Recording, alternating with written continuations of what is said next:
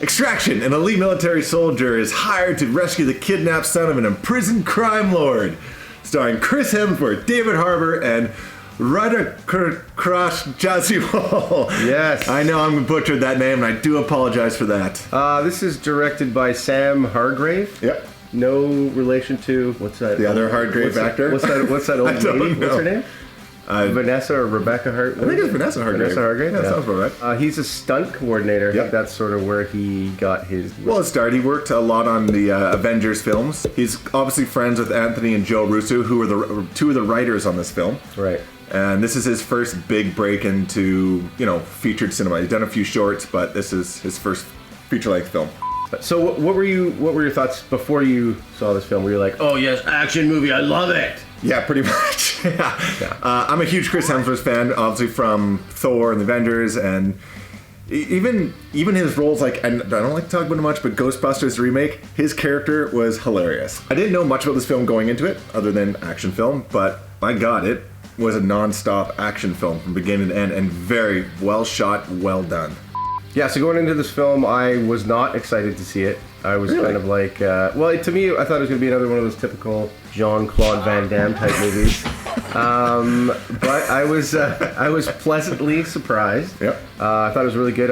I think Chris Hemsworth is really good in pretty much every movie I've seen him in recently. He's almost like stolen the show. Yeah. Thor Ragnarok was great, and I was going to mention the fact that Ghostbusters 2 sucked, but he was hilarious. Well, that's exactly right. Yeah. He kind of saved the movie. He has this charisma about him. He actually reminds me of like a young Brad Pitt. I have to admit, he's got that sex appeal. He's a good-looking guy.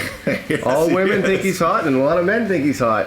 So there's some amazing action scenes, and I would assume because the director is a stunt coordinator that he had a lot to do with the way that some of these scenes were made. But there is this one long continuous scene that's supposed to be one take. Obviously there's some stuff intercut into it, but it looks like it's one take, where the camera kind of goes in and out of the car, and it's very believable. Well, I mean, it is far-fetched, but it's not really like it looks like it was all shot into one. Yeah, but I mean, it's not like he's jumping over a cliff with a car. Like it's not really stupid like that other movie you made me watch. Which one was that? Hobbs and Shaw. Oh my God! No. So this is the difference between quality action movie to me and just popcorn movie. It was definitely Hobbs and Shaw was bad. We'll not get into that, but the cartridge scene actually was very realistic.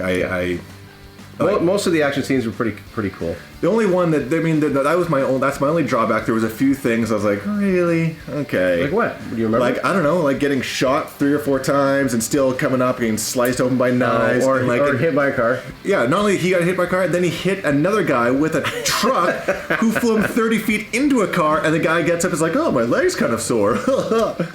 I thought the tone of the film was great. It actually reminded me a lot of the movie Man on Fire. Yeah. I don't know if you remember like the score, like the sort of bass tone that goes throughout the film. I thought it kind of kept you into it. It's a good score makes all the difference in the world. Just like in Dark Knight, you know how like it was like like it just gets me every time. It gets me. A lot of times when you're watching an action film like this, it's very, okay, there's a bad guy, there's a good guy, and they're killing all these other people. But in this particular film, the bad guys, actually, there was a little bit of backstory to some of them. And there was a little bit of character in some of the characters. Like normally they're just henchmen in the back, but I don't want to ruin anything because there's these younger characters that have a lot to do with helping the bad guy, and it all kind of comes full circle, and it's very smart the way it was done. So I thought that was really cool.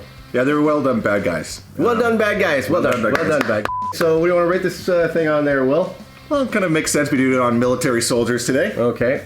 I'm going to give this 9. Woo!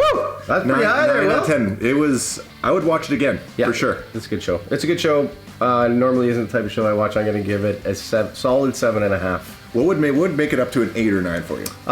Just a little bit more character-driven stuff. Even though there was some in there, I was pleasantly surprised by. You sure it's just because there was no boobs?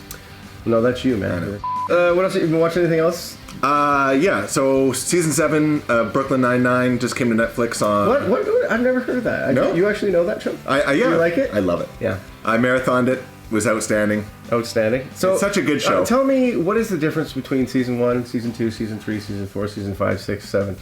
So there's a really cool show on Netflix if you are into basketball or Michael Jordan or the Bulls called The Last Dance. It's a documentary, and actually, you know what's really weird about this is that you can't just binge watch the whole thing. They're only giving like 2 episodes a week, which is really weird. You can binge watch it, you just have to wait. Another show I want to mention is on Crave, Billions, season 5. Huge fan. Paul Giamatti. That guy from that other show. From, I was going to say Damian the Lewis. redhead. Damian Lewis. Yeah. There was another show I haven't seen called Bad Education. I think it's on Crave. It's supposed to be it's a movie with Hugh Jackman. It's supposed to be great. I'm looking forward to seeing that. Melissa Janney, or what's her name? Allison Janney? Allison Janney. Yeah. From Mom and... I, Tonya. yeah. Won the Oscar. Well, thanks again for watching WTF, and we will see you next time. Woo!